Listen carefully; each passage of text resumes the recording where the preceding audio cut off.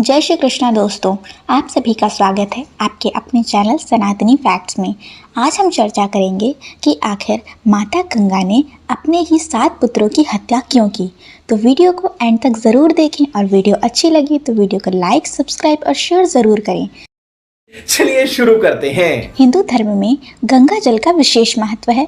इसे मांगलिक व शुभ कार्यों में प्रयोग किया जाता है। इतना ही नहीं, गंगा नदी को माँ का स्थान भी प्राप्त है। लेकिन महाभारत के अनुसार माँ गंगा ने अपने ही 7 पुत्रों को नदी में बहाकर जान ले ली थी।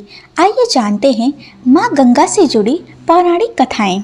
कथाओं के अनुसार पुत्र की कामना से शांतनु के पिता प्रतीप गंगा के किनारे तपस्या कर रहे थे। उनके तप, रूप और सौंदर्य पर मोहित होकर गंगा उनकी दाहिनी जंघा पर बैठ गईं और कहने लगी, राजन, मैं आपसे विवाह करना चाहती हूँ। इस पर राजा प्रतीप ने कहा, गंगे, तुम मेरी दाहिनी जंघा पर बैठी हो, जबकि पत्नी को तो वामांगी होना चाहिए। दाहिनी जंघा तो पुत्र का प्रतीक है। अब अतः मैं तुम्हें अपने पुत्र वधू के रूप में स्वीकार कर सकता हूँ। यह सुनकर गंगा वहाँ से चली गई। जब महाराजा प्रतीप को पुत्र की प्राप्ति हुई तो उन्होंने उनका नाम शांतनु रखा और इन्हीं शांतनु से गंगा का विवाह हुआ। शांतनु ने अपने पिता प्रतीप की आज्ञा से गंगा के पास जाकर उनसे विवाह करने के लिए निवेदन किया। गंगा ने कहा, राजन, मैं आपके साथ विवाह करने के लिए तैयार हूँ, लेकिन आपको वचन देना होगा कि आप मेरे किसी भी कार्य में हस्तक्षेप नहीं करेंगे। शांतनु ने गंगा को वचन देकर विवाह कर लिया। गंगा के गर्भ से महाराज शांतनु को 8 पुत्र हुए, जिनमें से 7 को गंगा ने गंगा नदी में ले जाकर बहा दिया। वचन के बंधी होने के कारण शांतनु कुछ बोल ना सके। गंगा को 8वां पुत्र हुआ और वे उसे नदी में बहाने के लिए जाने लगी तो राजा शांतनु से रहा नहीं गया और उन्होंने इस कार्य को करने को गंगा से रोक दिया। गंगा ने कहा, राजन, आपने अपनी प्रतिज्ञा भंग कर दी, इसलिए अब मैं आपके पास नहीं रह सकती। और इतना कहकर उन्होंने यह भी बताया कि उन्होंने अपने 7 पुत्रों को गंगा नदी में क्यों फेंका। एक बार देव नामक वसु ने वशिष्ठ ऋषि की कामधेनु को का हरण कर लिया।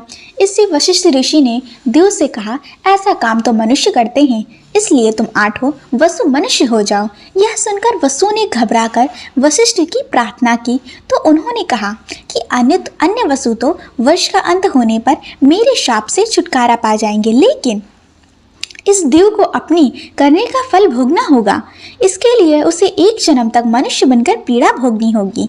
यह सुनकर वसु ने गंगा के पास जाकर उन्होंने वशिष्ठ के शाप को विस्तार से बताया और यह प्रार्थना की, आप मृत्यु लोक में अवतार लेकर हमें गर्भ में धारण करें और जो ही हमारा जन्म हो आप हमें पानी में डुबो दें। इस तरह हम जल्दी से सभी पाप से मुक्त हो जाएंगे।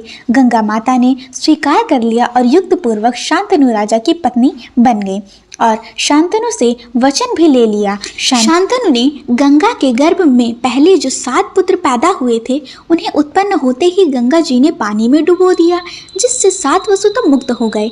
लेकिन 8वें राजा ने उस 8वें पुत्र को डुबोने नहीं दिया और वचन भंगता के कारण गंगा ने 8वें पुत्र को सौंपकर अंतर्ध्यान हो गई। यही बालक देव नामक वसु था, जो कि भीष्म पितामह के नाम से भी जाने जाते हैं। वीडियो अच्छी लगी हो तो वीडियो को लाइक, सब्सक्राइब और शेयर ज़रूर करें।